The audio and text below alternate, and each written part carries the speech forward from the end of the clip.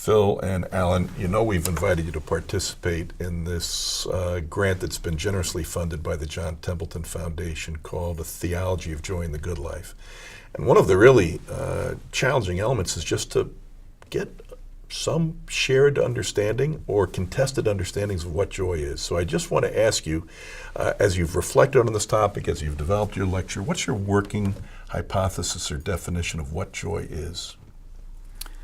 That's a great question, and my first thought is we can only approximate what joy is in our language, and we should try to do that, and I'll try to do that, but I think there's going to be a remainder, right, that exceeds what we're able to say about joy. But I think for me it would be something like, I remember this sort of image that Erik Erikson, psychologist who did a lot of really important work in the second half of the 20th century, used to use, and he talked about feeling at home in the world. And I think joy is something like feeling at home and impassioned about one's place in the world, that it feels like a natural sort of at-homeness for oneself, but also there's inherent passion tied to that about one's life. And I would add something about the ecstatic, kind of meeting yourself coming and going almost. And this is maybe why kids party or something like that.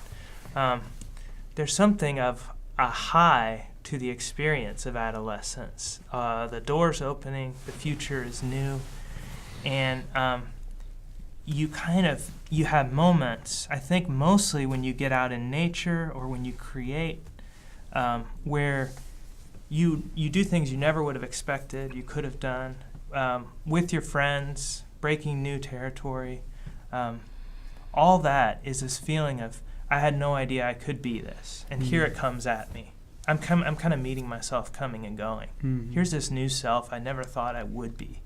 And that's, to me, the heart of adolescent joy, is this capacity for practices of abandon and a deep engagement in the beauty of the world.